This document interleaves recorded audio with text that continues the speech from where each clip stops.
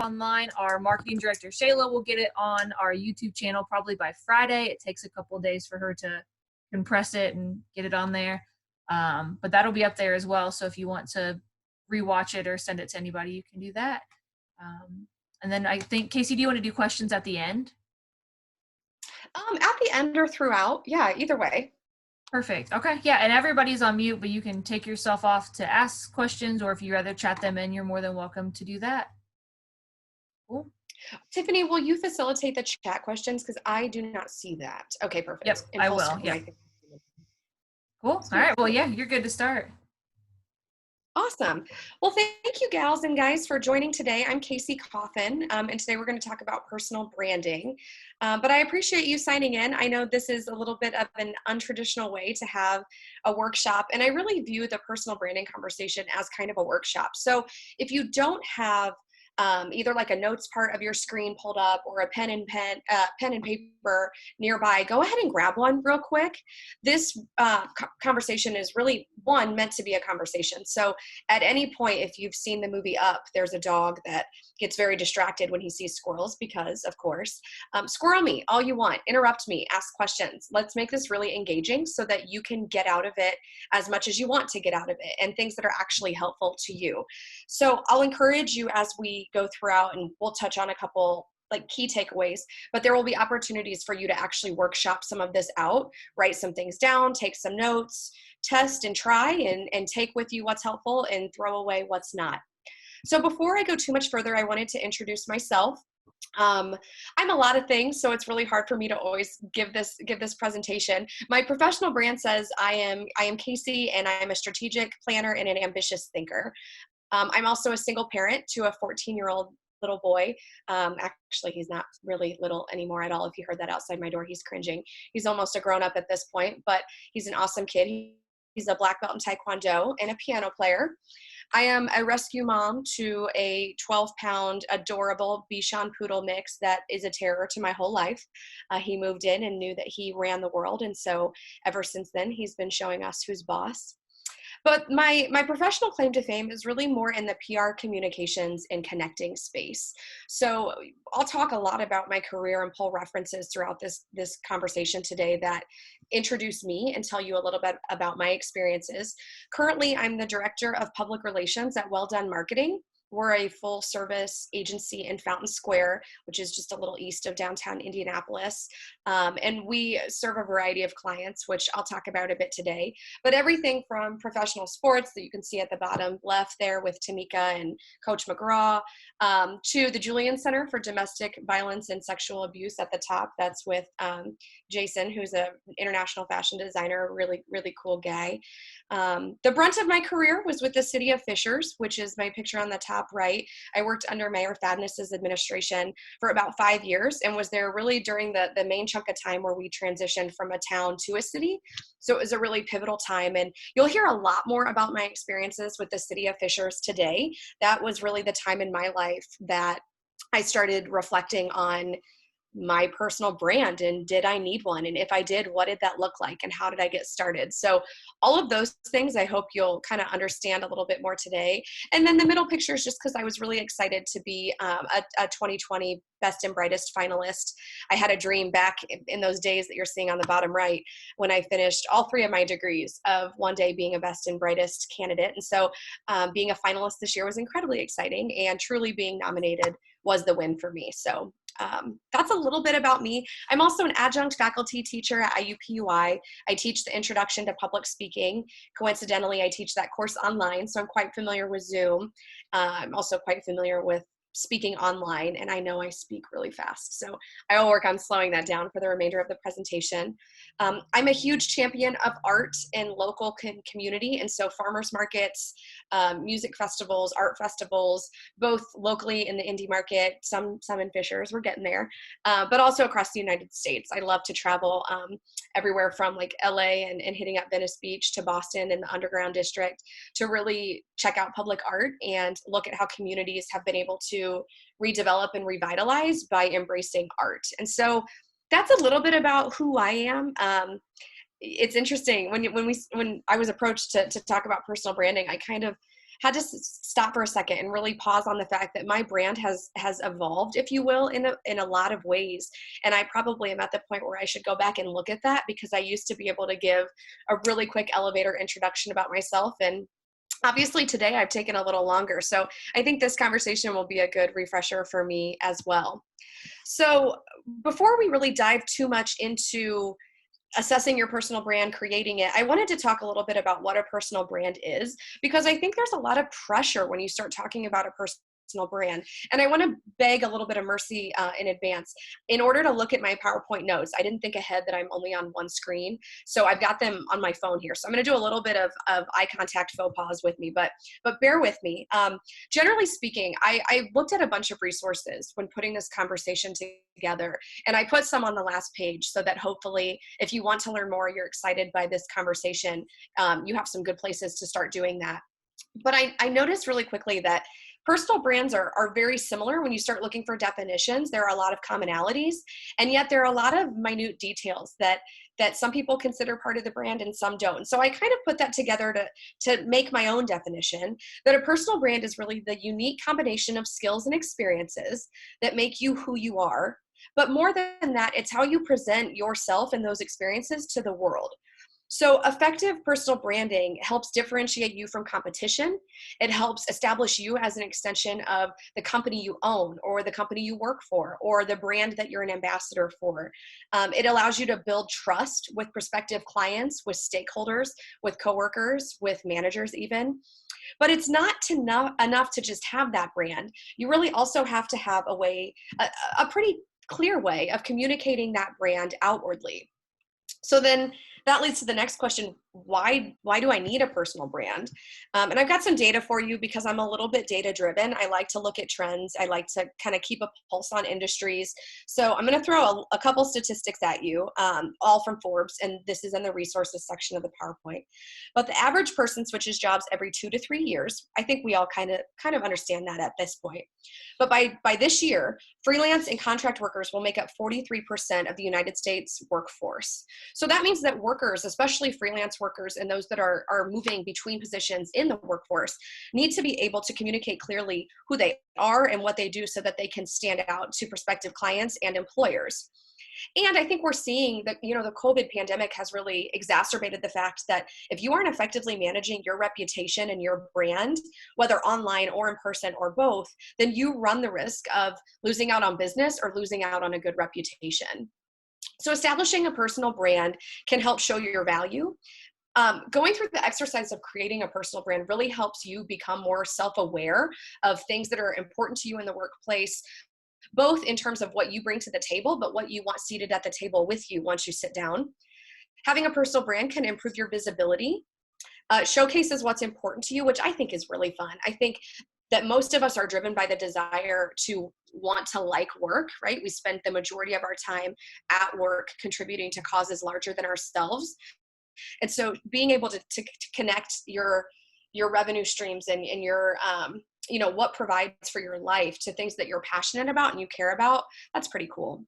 And then ultimately, having a personal brand can help advance your career through mentorship, professional development, different opportunities, and even, as you ladies know, moving up in the workforce with new positions. So there are a lot of benefits to having a personal brand, but like I said, there's a lot of pressure to that. I mean, when you start thinking about having a personal brand, it's overwhelming. Do you need a logo? Do you need a title? Do you need a website? And so today we're going to really start at the beginning and walk that through. A little more data to throw at you. This one's a little more dated. It's from 2018, but a Career Builder survey discovered that 70% of employers use social media to screen candidates, specifically during the hiring process, which I think at this point we all know. If it was 43% in 2018, it's probably like 80% in 2020. I think that's kind of understood. But this means that we need to have already, as candidates, we need to have already thought about the pillars of our personal brand, what's important to us, and how are we integrating those pillars into everything that we're doing, whether it's on our resumes or if we have websites, having it integrated on there, across our social media pages, and even in face-to-face communication as those opportunities allow.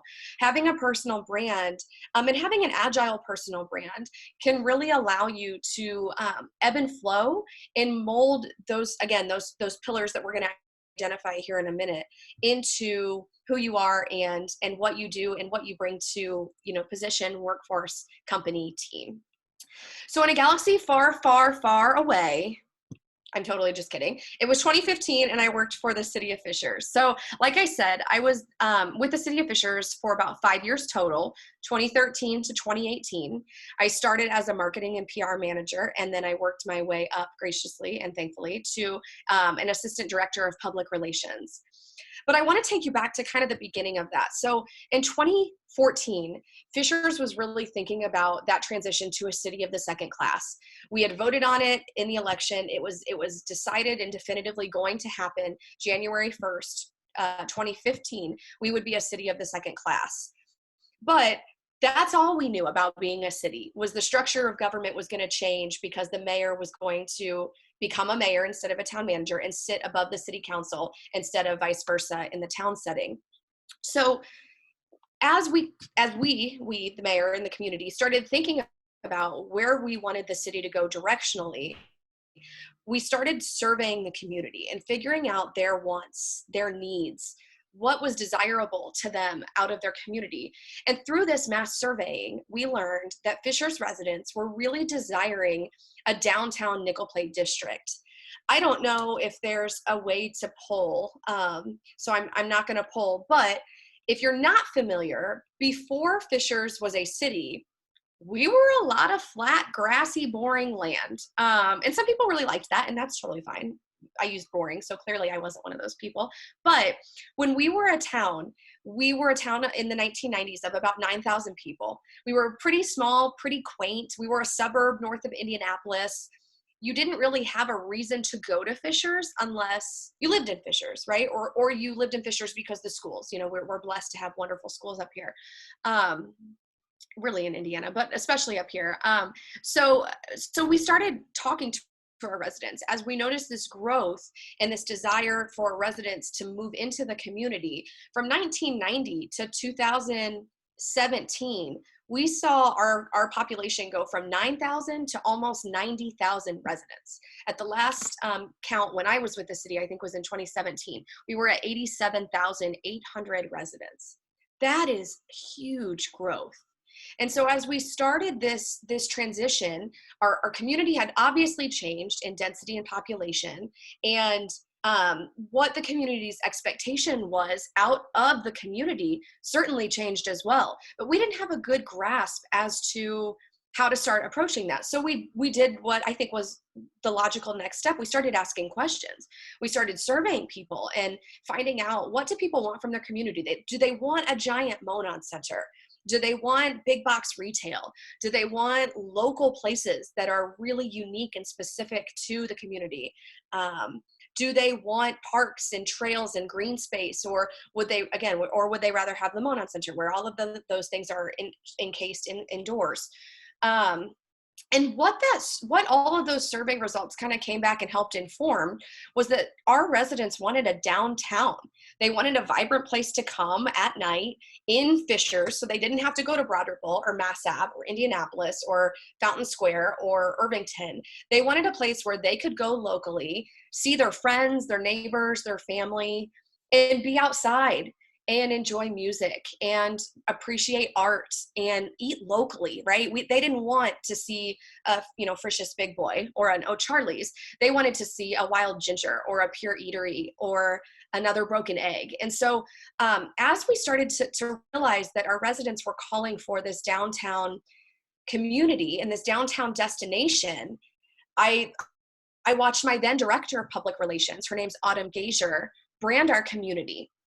And so Autumn is now the founder of Census and kind of doing her own freelance work. But working under Autumn, I watched her start to work with the mayor to better understand what those important pillars of the Fishers brand were going to look like. And not just the pillars that were going to be advantageous to think about now, but how would those pillars stand the test of time and continue to speak to what Fishers has to offer even 20 or 40 years into the future. And through that experience of watching her ask questions and do research and really spend time in thought, anybody who knows Autumn, and I hope you all do, because she's absolutely wonderful, but she's one of the smartest people I know, and certainly one of the brightest people I've ever had the pleasure of working under. And she was just very intentional about spending time with this information. So she did all her research, she collected it, and then she let it marinate. And in that marinating phase was when she kind of started developing her plan and sat down and helped us as a city align behind three main pillars. And in Fishers, those pillars are smart, vibrant, and entrepreneurial. And so that's the brand you'll see in Fishers now. When you're hearing about the IoT Internet of Things lab opening in Fishers, the first ever in the state, that speaks to the smart, vibrant, entrepreneurial environment in Fishers. When you hear about the magnitude of small businesses that are now signing up for relief, you're going to hear about smart, vibrant, and entrepreneurial approaches, especially during this current pandemic, to uplift and support our small business owners who truly are the vibrancy in our community. And you're going to even drive through Fishers and see Google's lighting up. So if you hear, that's why. You're even going to see on pole banners when you're driving through the city, smart, vibrant, and entrepreneurial icons and messaging, because we knew that in order to, first off, get the community to buy into this brand, but second of all, get the larger nation to start noticing, we were going to have to be really intentional about using this messaging in smart ways. I honestly attribute most of Fishers' 2018 designation as the United States best place to live from Money Magazine designation because of that work to really position us and build out a plan to maintain that positioning as a smart, vibrant, and entrepreneurial community. So that's a lot about Fishers. I don't work for Fishers anymore, but I still love Fishers. So I'm sitting back, with my mid-level employee hat on, like, well, this is really cool. This is really smart. What does this mean for me? Maybe there's an opportunity. No, I couldn't do this for myself, but why not? Why couldn't I do this for myself? And so at this point in my career, I was starting to think about how to position myself as more of a PR expert in my field. There are a ton of people who do public relations, who do communications, who work in this connector space. And I wanted to make sure that when my name was in conversations, it wasn't spoken of in the exact same way as anyone else's that does the same skill, right? And so I started thinking about, at that time, what would my smart, vibrant, entrepreneurial pillars look like? And that's how I really developed what we're going to move into next, which is defining your personal brand and starting to integrate that into what you're doing. But that's also the rationale for how I started thinking about the brand and kind of how I started thinking about how I could position myself similarly to how we position the entire city of Fishers. So we're going to get into the text-heavy slides. Bear with me. I promise they have a purpose, but also I go back to the notepad comment. If you have a pen and paper, now's the time to pull it out. I'm talking a lot. We're going to get you to start thinking. I'm going to pause to take a drink in a second. And we're going to get you to start kind of percolating on your personal brand right about now. So the first step for me was to really think about, what is my personal brand? Like, who am I? Who am I in the workforce? Who am I as a person? How do those things come together? Where do those things really kind of bump heads? What does that look like for me? I saw, like I said, how much research Autumn did in the phase one portion of research and background and just learning all there was to be learned about Fishers in the Nickel Plate District and what we wanted this to become. And so I started spending that time on myself. I started looking at other PR professionals that I either really admired as, mentors here locally, or PR professionals that I probably would never have the privilege to meet. Started perusing their websites, their social media pages, trying to see if I could kind of get a feel for what the themes they were using looked like or felt like or sounded like, and what some of that verbiage looked like. So this is, again, thinking about experiences you've encountered, how those experiences have shaped your worldview, and maybe even how you approach life. And then qualities or observations that you're drawn to in other people that you look up to, or just other brands you like. It doesn't even have to be people you necessarily look up to or love, but are there people out here that are establishing personal brands that you feel are just doing an amazing job? And what can you learn from those experiences? I'm going to give us 2 minutes. I'm watching my clock, to just kind of think about this for a second. Again, this is meant to be kind of workshopped. So if you don't need these 2 minutes, just go ahead and enjoy taking a small break from listening to me speak. But take these 2 minutes-ish to think about what some of those experiences might look like to you. What is your flavor in this world?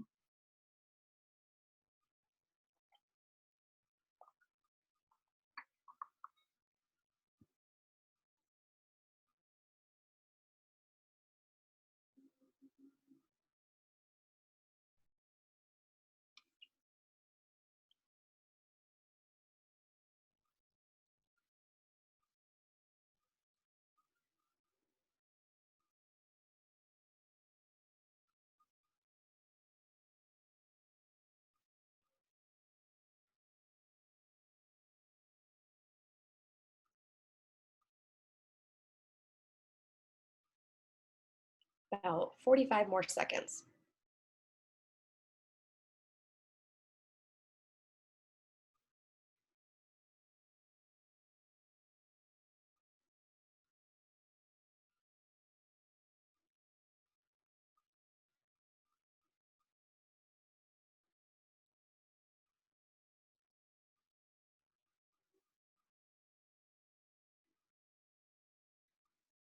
I don't know about you, but having been in home isolation for this is week 7 for me, that 2 minutes of silence was absolutely lovely. I also want to point out your unique experiences don't have to be your home run hits, right? In my role at Well Done Marketing, I've had the pleasure of working with a variety of clients, from WMBA to civil legal services to nonprofit and job exposure for teens. I've really been blessed to do a lot of different things while there. But the most glamorous moments aren't always my favorite. I'll tell you, I had a conversation with the Julian Center. Julian Center is, again, domestic and sexual violence support resources for Central Indiana. And they had a researcher come to them with the first ever body of research that was gathered in Marion County. So it was Marion County data in real time. It was a partnership between IU Bloomington and IMPD, the police force in Indianapolis, where it was tracking domestic violence calls and runs and reporting on data. But there was a second part to that study that included studying the relationship between pet abuse, whether real or perceived or threatened, and domestic violence, and looking at how an abuser that threatened violence against a pet or was abusive towards a pet, looking at the correlation that they were also abusive to their partner. And out of that body of research came a conversation between the Julian Center and Indianapolis's animal care services. There are a few organizations that do that. And that was probably one of the most rewarding moments of my career. Those entities had never sat down at the table before. They all have some really challenging roles, and they all have a lot of ownership over what they do. And so it's really easy for things to kind of get miscommunicated between those entities. But getting them all at the table, having a lunch that was productive, and hearing that they all agreed they needed to work together to close gaps in pet care for domestic abuse victims so that they felt safe enough to leave their house and not leave their pet behind, that was incredible.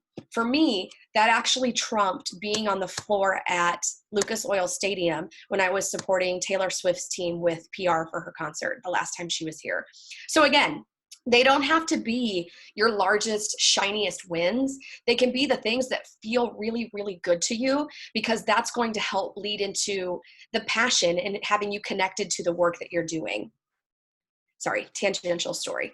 Okay, so step 2. Now that you've thought a little bit about that, let's start thinking about your brand pillars. I wrote a little bit out here, so I'm going to start on my notes and then we'll go to the slide. Hopefully that's okay. This is a lot of text. But so start with a long list and narrow it down, right? You are a lot of things, and that's really empowering. So put all of the things you are out there and start eliminating and narrowing down from there. You can change this list at any point in time, but work to identify really 2 or 3 brand pillars that are skills that, again, you bring to the table and you're confident stepping into the room with those skills and executing immediately, but also make them things that you want seated at the table next to you, right? It's really important as employees now or future employees or whatever your role is in the workplace, finding a job that fits your personality and that welcomes the characteristics you bring to the table is paramount to having fulfillment in that environment. If you're constantly in an environment that doesn't give you what you need, it's not going to be healthy or enjoyable for you. So for me, I thought this was really creative. Obviously, my name is Casey Coffin. My parents really like C's, I guess. I don't know. So I thought that it would be really fun to make my initials a play on my brand pillars. So before I tell you what they are, we'll come back to that in a minute. Let's go back to this. So you're going to look at the characteristics that you would use to describe yourself professionally. I think you can do this personally too. I'll be honest, in the brand pillar section, I focused a little bit more on the professional side of who I am because I knew I was going to be using my professional brand for the most part to advance my career and to open up opportunities to do more speaking, which is something I really obviously enjoy. So if your career is tied to passion or who you are as a person, if you're a small business owner and you know that your clients have to like you and feel connected to you as a freelancer and want to work with you, then you may need to be more personal on those. So that's important to note. But also think about those sentiments that people would use to describe you, again, personally or professionally. Those can be former coaches, mentors, coworkers, teachers, church friends. The only caveat to that is make sure that they're people that you trust, right?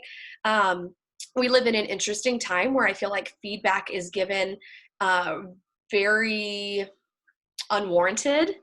People are very willing to give feedback at any point in time. So make sure that it's credible feedback on what you bring to the table. Like make sure it's from people that know your work style a bit. And then consider your desired workplace as well. And these can be 3 separate lists. These don't all have to be one mass list, but think about the specific qualities again that you would find important in a future workplace. Okay. So again, I'm going to give it about 1.5 minutes, 2 minutes for you to kind of put that list together. As you're making this list, if you put 50 words down, awesome. You can go back and narrow and eliminate from there. This is just simply the step of getting all the words and all the qualities and all the strengths and all the characteristics out on the table. Okay, clock starts now.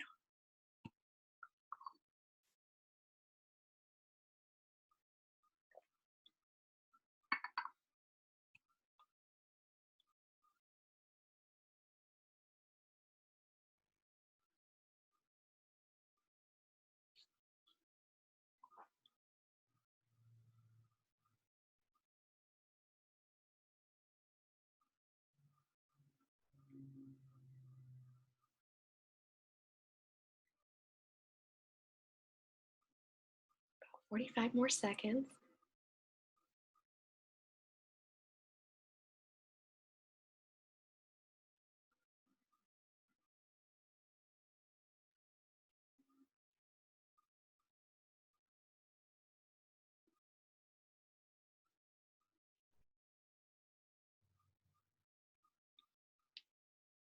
Okay, so again, I told you I really like C words, and I thought this was cute when I did it then. So I may need to maybe grow up a little bit now that I'm getting a bit older. I'm older than I look, but my words were communication, creativity, and collaboration, right? So I felt like when I walk into a workplace, I know I'm going to communicate. I over communicate. I believe in the value of communication and that strengthening teams.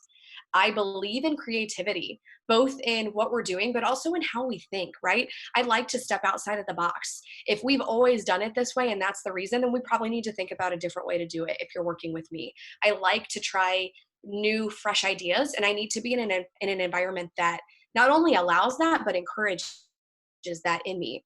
And then collaboration, right? I really like working with a team. Now, that doesn't mean that I like working with a team on everything. There are some caveats to that, right? Like I like collaborating after I've had time to kind of do my background and due diligence and things like that.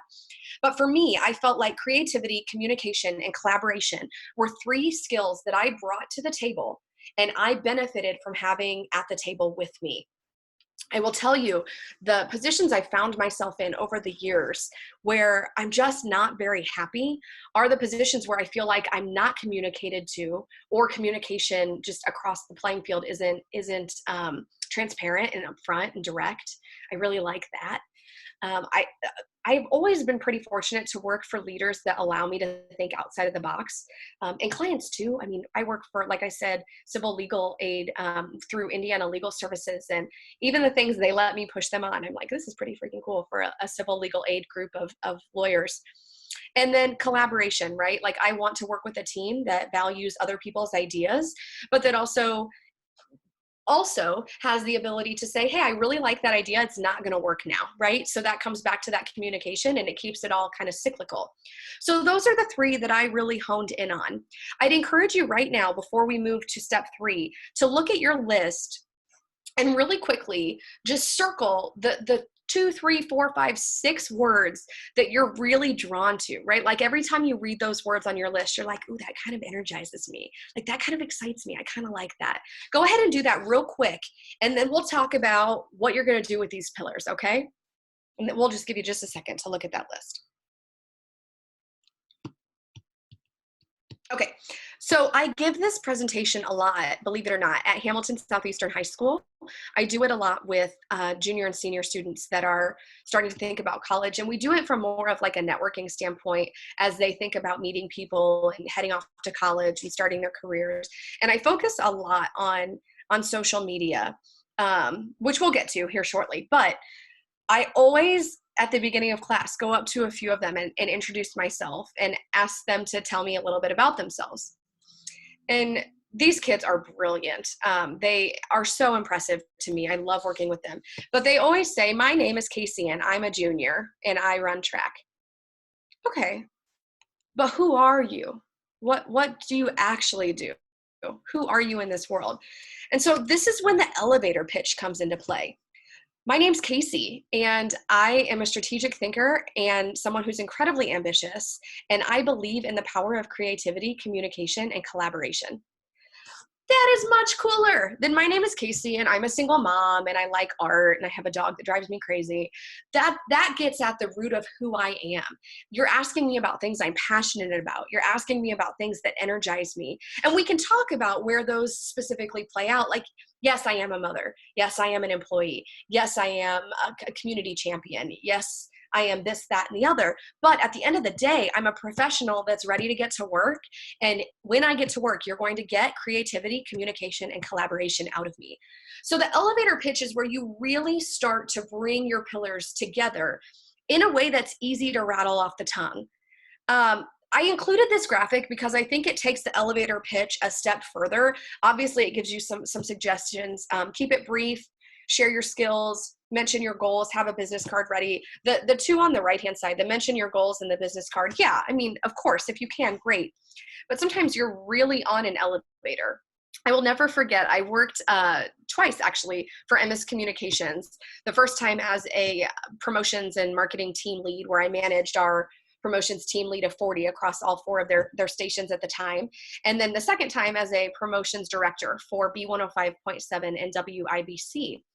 And in both instances, I told this story to too many people, but when I started at MS, I was working on my master's degree, and I was determined, if I got this job at MS, to learn everybody's name in the building. Like, I felt like success at MS as a part-timer, knowing that there is not a lot of upward mobility there because people love their jobs and stay as long as they can.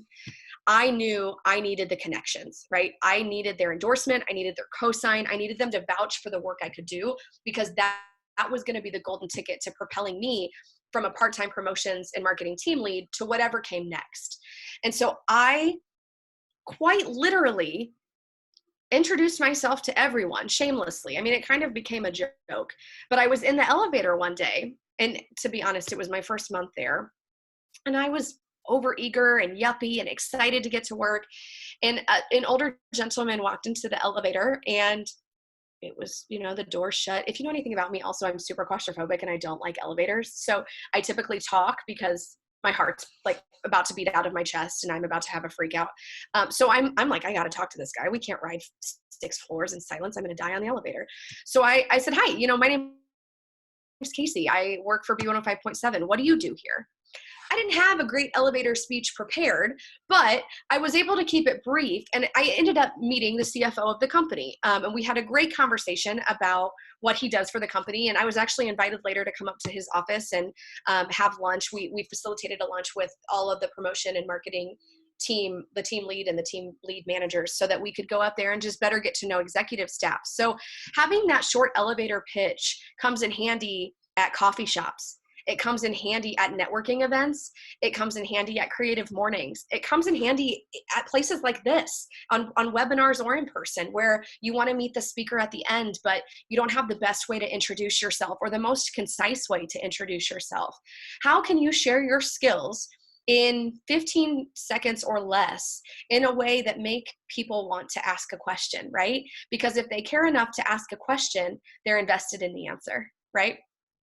So we're not going to put your elevator pitch together today because I do think this, I'm throwing a lot at you very quickly, and I also want to leave time for questions, but this gives you an opportunity to think about, spend some time reflecting on your brand, revisit that list that you put together and those traits that you circled, that you've identified are kind of energizing to you, and then figure out how can you weave those together really quickly so that when people ask you to tell you about what you do or to introduce who you are, you've already identified, rehearsed, and have it ready to roll off the tip of your tongue naturally. I'm Casey. I'm a communicator. I believe in the impact of transparent communication, creativity, and collaboration among teams. Okay? All right. I feel like I'm talking a whole lot. Step 4 is my favorite step because it always makes me think of the song Walk It Out, which makes me feel younger. But also because there are so many ways you can do this, and this is the fun part. You've done the research, you've put your thoughts together, you've come up with what you're ready to move in advance, and now you're ready to put it out there, okay? And so there are a lot of ways that you can go about doing this. And perhaps that means refreshing your social media channel biography information. That's something that we all probably need to do more than we should. It also might mean finding new ways to showcase your brand, whether through a website or searching for speaking opportunities or presenting opportunities. But you can also reflect those pillars on your resume. It can be that simple, where you go in and you start looking at the key objectives on your resume and how you can better integrate them with who you are and your specific talents in the workforce or as a business owner or whatever that may be. For me at the time, and this has again been a few years now, 2000, I think 17 is when I started really launching this for myself, 16, 17. It was through my LinkedIn page, which my LinkedIn, I think it's all LinkedIn pages. I don't know. My page is public, so please add me if you're interested in staying connected. But you couldn't see my profile picture, so that's kind of annoying. But it's the same one as my Twitter page. But I put in the About section, strategic planner, ambitious thinker. That was how I started to lace some of that messaging into what I was talking, or into how I was walking that out.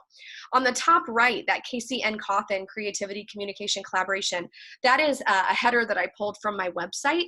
So I created a website for myself. I felt like personally as a PR person, I needed to have some kind of online archive that I could point people to in real time that identified my skill set in the workforce, but also included a current resume. And then I have a blog that I use on there. I'm a really crappy blogger, and that I only blog when I feel like it. And as a single mom and with LinkedIn articles, you can blog in a bunch of ways now. And so I actually find myself publishing more on LinkedIn right now, but that could just be because I don't have a whole lot to say. Being virtual is changing my life a little bit. And then my Twitter page, right? But I point all of these things out, and I didn't include my resume, but I point all of these things out because there are a multitude of ways to go about how you talk about yourself when you're in the room. That can be on business cards. It could be email signatures. It can be biographies when you're public speaking, biographies when you're public speaking. So really think about the ways that this makes sense for you. I work with Pass the Torch for Women. I'm a mentor there. And I work with this lovely woman named Jeanette. She lives in New Jersey. She's just lovely. She's wonderful. We've worked together for, I think, about two or 3 months now. But anyways, we started kind of thinking about this for her and thinking about, she's considering right now if her career is at a point where she might want to return to school and get an advanced degree. She works in the public health sector, and she's looking at a advanced degree either on the social work side of the house where she's actually in the field, or a health administration degree. And as she's reaching out to professors and trying to get a feel for what the content looks like and what the opportunities each degree would present, she's finding that they're not really getting back to her and being very responsive. And so I said, well, Jeanette, how are you introducing yourself? You know, are you providing that clear sentence in the email that makes them excited to talk to you? And she said, you know, I don't know that I am. And so think about how you're talking about yourself and even the words you're using when you start to have those first opportunities to leave an impression on someone. That's all I've got for everyone today, but I know we still have about 15 minutes, and I really am happy to take any questions you have about anything related to this presentation, PR and marketing, being an adjunct faculty, being a mom, being a little nuts, whatever.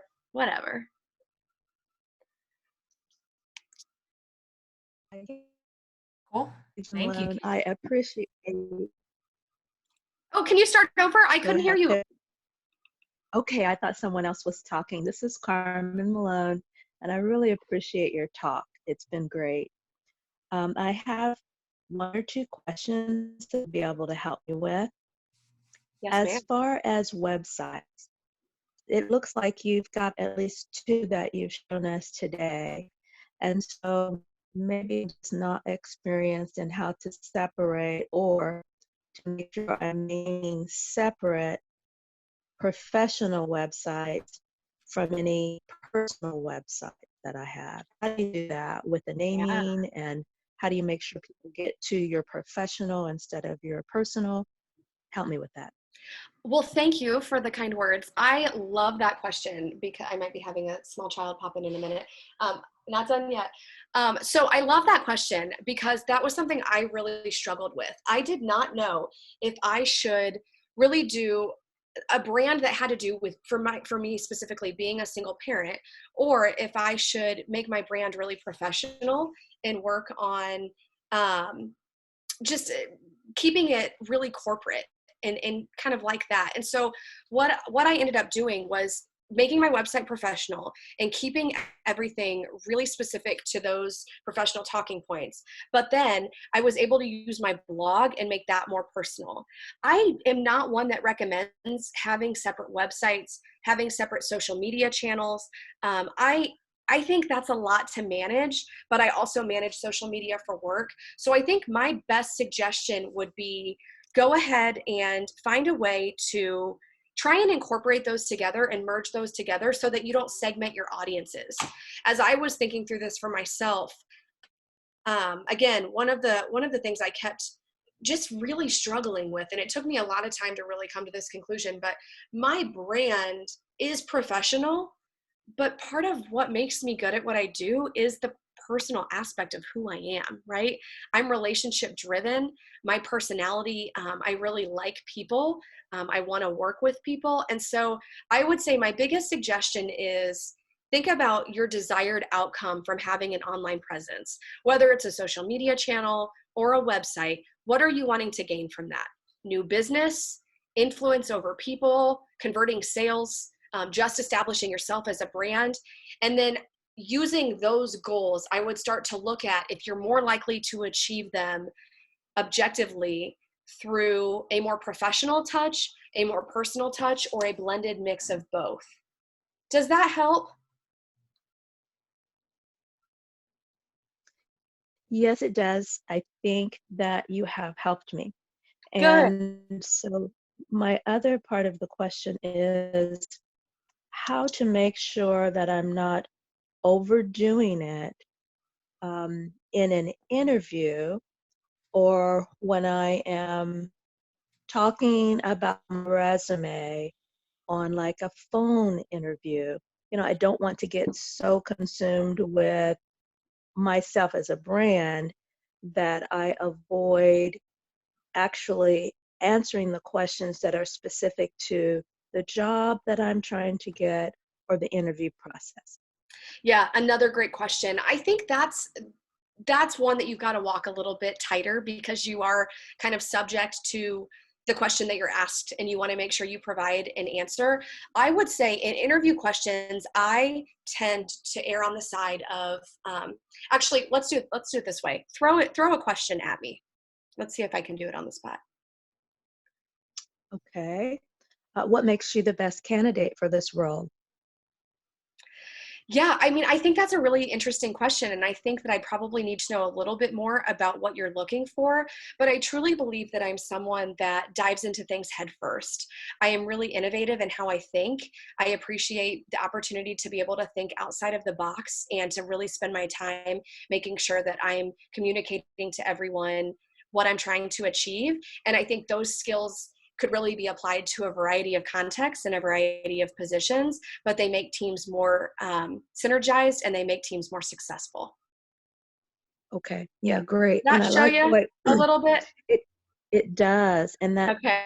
very helpful, the way you presented the information to us about our characteristics, what other people would say about us professionally. So I see how you've taken those things, and with the branding that you're teaching about, how to carry those into your interview, how to use those with the questioning. So thank you.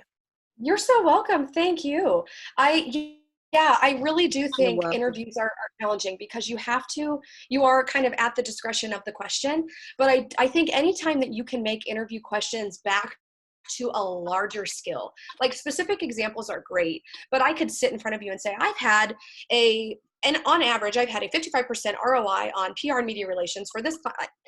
That's death by numbers, right? If they want to read that, give them a one-page fact sheet that you can leave behind with your like statistical your wins for clients or your successes in the last year, or integrate that data onto your resume. I think the interview is the opportunity to talk about those larger skills you bring to the table and how those larger skills influence how you approach the work that you'd actually be doing. Anything else? Thank you. Very good. Yeah, thank you. May I I got ask? a question. Oh, go ahead. This is the sucky part of Zoom, right? Someone jump in. Hey, Casey. Yes, ma'am. Hey, this is Faith Blackwell. I have a quick question. Yes, ma'am.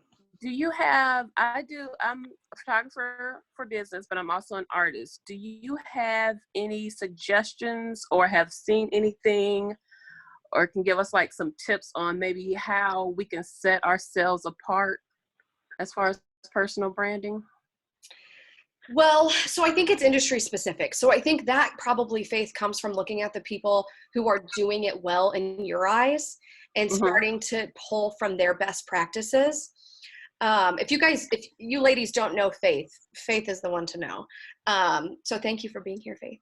But I think for you, you have done such a good job of building your business in a way where you're providing services to people who amplify your brand just by nature of the relationship. I'm thinking of when you did headshots at the Catacombs, and I know I talked to you about this way too many times, but Faith partnered with the team at the Catacombs, which I think was probably Indiana Landmarks, but punch me if I'm wrong. But I think continuing to explore how you can work with groups that are helping promoting what you're doing can also be a huge factor to elevating your brand. And that's not necessarily elevating it from a talking point or pillar perspective. It's elevating the awareness of it. But I think that's because the talking point and pillar conversations come on the relational side of getting those partnerships established and creating those opportunities. And then those opportunities serve as the kind of the microphone to amplify the services that you provide. Thank you. Does that make sense? Okay. Yes. Make sure I'm being helpful. May I ask a question? Yeah. Right now, there's computer-generated databases looking at resumes, and you're asked to curtail, specifically use words that are in the job description and in the requisite descriptions of what they want. And that may not correlate to your brand. How do you find a balance on presenting yourself on your, would you just take the opportunity to put more of your branding in your cover letter in that case?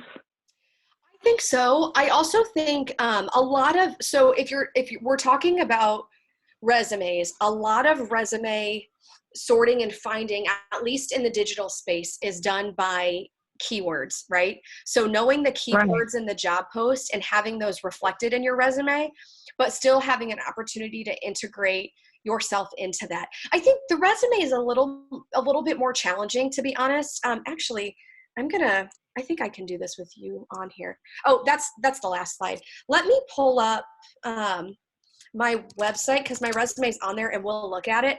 Resumes are a lot more challenging because you're limited, and really they're so stale. I mean, they really, really are.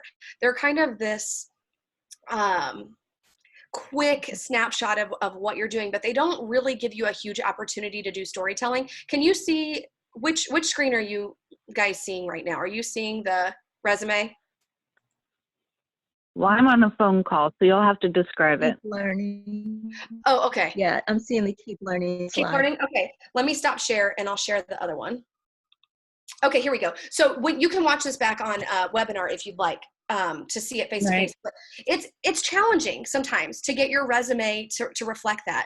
I will say, given the industry that I'm in the PR space, our resumes are allowed to be a little longer, thank the Lord, because mine's 2 pages. But in that, I've been able to storytell a little bit more in that and really highlight opportunities where I've collaborated to be successful or I've communicated to be successful. But I think when it comes to, if your question is, how do I get my resume noticed? I think it's keywords to the job description that you're applying for. If you're asking, how do I get my resume noticed and build, those important characteristics into my resume, I would say it's a really thoughtful resume. And it's also using that cover letter to be that first touch. I'll be honest with you, ladies, the last couple jobs that I've applied for, and to be honest, some of them I didn't want. I like to apply every so often to keep my skills fresh, my interviewing skills fresh. I started my I don't know who I thought I was. I started my cover letter, and the first sentence was, "Dear hiring party, at this point, I'm going to assume that you know my name, so I'd like to use this opportunity to tell you what I can do." And my whole cover letter, was built on what I can do for their specific need if they hire me today. Now, that wasn't even a job that I really wanted, to be honest. I just wanted to try that bold approach because I'm not typically that direct in how I do things. But I think that there's kind of a 2-part answer to the question you're asking. Does that help? I think so. I think knowing that the keywords have to be in the resume and then trying to also get the branding words in there. Yeah, it's kind of a catch-22. And again, because the resume is not really, on the resume, they're looking for your skills and abilities. They may or may not care as much who you are until you're in front of them or talking with them on the phone or having that more personal touch point. The resume is kind of like the check. Okay, let's move to the next round and have the conversation. So I wouldn't put too much pressure on yourself. Yeah. Right. Honestly, I think the branding is going to be more important because any job I've ever had has been more a matter of word of mouth based on personal reputation. Yeah. Than on blind interviewing. Yep, absolutely. Absolutely. What else?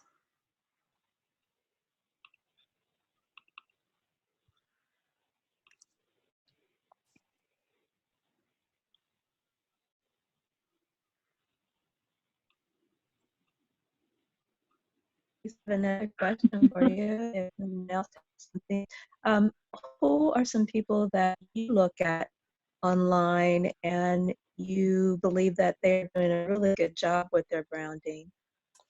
Yeah, that's a great question. I was honestly thinking about that the other day, and I've stopped looking a lot.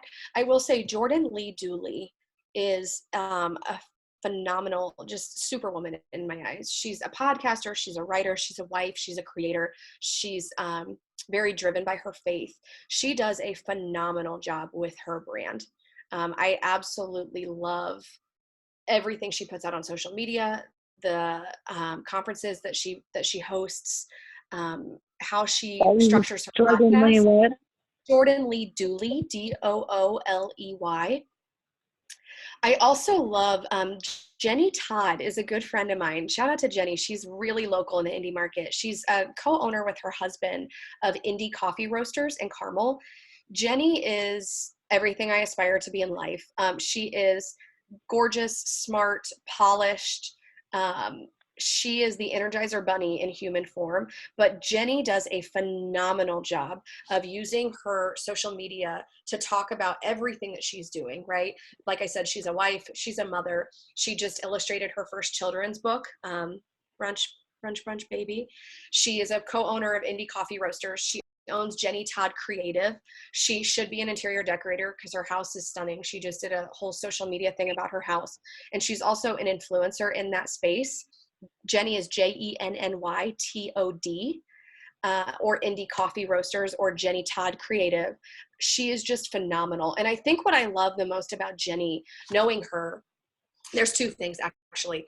The same Jenny that you're interacting with online is the same Jenny that I call my friend, which I love. There's authenticity in that I trust. It's very genuine. And I really look for that in people that I look up to, but it's also very, very clean. If you look at Jenny's social media pages, if you read her blog posts, she's very concise and she is very just direct and articulate about what she puts out there. And her social media is just absolutely beautiful. I would also say, again, another local, but Circle Kombucha. I love what they do. I know their pillars wholeheartedly. And I would say their biggest pillar, aside from health and wellness, is empowering people to be healthy and well, but also community and being driven by giving back to the community and looking for opportunities to constantly be giving back to the community. And so I would say that Circle Kombucha is absolutely someone that I look up to from a product space. Thank you. Yeah. I would also say, and this is maybe a little tongue in cheek, but I would also say it's sometimes more helpful or equally as helpful to look at the brands that are not doing it well. I mean, don't be afraid. Good grief. Sorry, I keep hitting the wrong thing. Don't be afraid to look at the pages, the organizations, the people who you're like, they're really missing the mark. Why are they missing the mark? What do you not like? What feels disjointed about the brand experience? What feels like inauthentic or lack of genuine intention behind it? Like, hone in on the things that you don't like, because I think those are equally as important takeaways as to what you don't want to do or what you would like your brand to maybe steer clear of. It sounds like you're looking for synergy with personal passions and values, and then the pillars that you pick. I think so, at least for me, and that may be different for you, but for me, I've always, I tell people I was jealous of my friends in college that wanted to be accountants or wanted to be financial advisors or wanted to be nurses, because I wanted to like work, and there's not really like a career track for liking work. You got to find what you like about work. And so I spent a lot of time trying to figure out what I liked by trying everything. I interned I think 5 times in total between my undergraduate degree and my master's degree, trying to just glean what I liked and do less of what I didn't like. So I've worked for professional sports with Pacer Sports and Entertainment. I've worked in TV with Wish TV. I've worked in radio for MS Communications. I've worked for a couple companies that no longer exist, an online magazine that went out of business, a domain marketing company that was acquired and no longer exists as it was.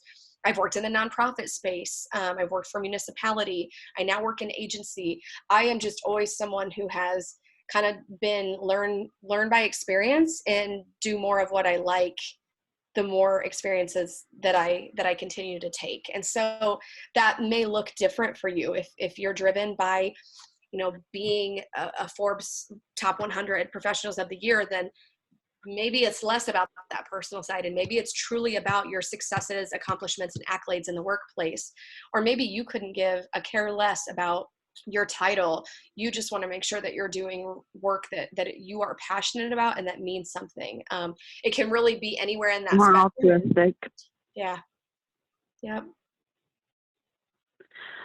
Well, I appreciate you mentioning that you had been in a variety of jobs, because I've had a variety of jobs, and I'm working towards how to synthesize what's the soft skills that are common thread. Yeah. Yep. That can be a challenge. But also, I think you can think about what you liked too, because I think part of your brand is benefited by constantly reevaluating your brand, which is where I felt a little, honestly, like a little short-sighted in this presentation. I felt like, well, maybe I should have spent a little bit more time over the years going back. When I was with Fisher's, I developed mobile apps. I developed 2 mobile apps there, and one was gotten rid of after I left, and the other was kind of morphed into something else now. So they don't exist as they did, but I did blog about them on my website. So if you're curious, you can learn more there. But I always said to anyone that would listen, a mobile app that is not in constant development is dead. If it's not evolving, it's dead. And I kind of realized through revisiting this presentation and reevaluating my own brand that I think I feel the same way about your personal brand. It shouldn't always be the same. As you take these new experiences and you glean these new lessons, you may morph it a little bit. I may get to a point where I'm like, you know what? I do not like collaboration anymore. I like to delegate. I like to go in the room and give people stuff to do and make sure all the things get done, but I don't want to be tactical anymore. That's okay. Maybe you start and you really, really like creativity, and then, maybe I get to the point where I'm like, I'm sick of marrying myself to creativity, because then it's expected of me. And maybe I do better being spontaneously creative over forcing myself to always be creative, So I don't think it's a bad idea to be flexible and patient with yourself and allow yourself the room to really, use what works out of this presentation and then evolve that over time. And if it stops working, stop using it.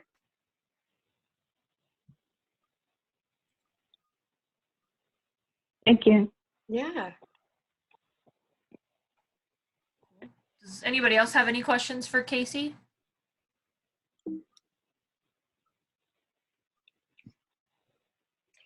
That's my Twitter page. I'm pretty active on Instagram too. I'm kind of annoying. I post a lot.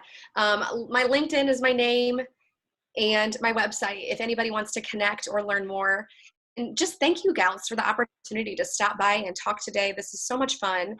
And I really appreciate the great questions. Thank you. We appreciate you. Thank you, Casey. Of course. Cool. Thank you. You guys will get an email if you haven't already from Liz. It'll have our next week's session on it. It'll have next jobs training if you're interested in that. It's just more free stuff that we have. You can kind of work at your own pace. It's free with our access code. It'll also have virtual coaching if you're interested in that. We offer free virtual coaching. And then it'll have our YouTube channel where our marketing director, Shayla, will post this probably by Friday. And then there's also another email that you'll get. It'll talk about Daymar Staffing is looking to staff a call center. And there will be some more information in there if anybody's interested in that. You can fill out the little questionnaire and send it back to myself or Liz, and we can get you connected with them to learn more. I think that's it, unless anybody has any questions. The only person that I don't know who's on is whoever's using the iPad. I don't know who you are, so I'm unable to send you the information unless you want to chat me or email me who you are, so you can make sure that you get the stuff as well. Everybody else I got. One more time for those sessions that I did not get in. Is there a link somewhere that I can get to those? Yes, Liz will put that in the email. It'll be the YouTube channel, and you can go there and it'll have all of our past sessions that are recorded. Okay. Thank you again. Great. Thank you. Thanks, guys. See you guys next week. Thank you.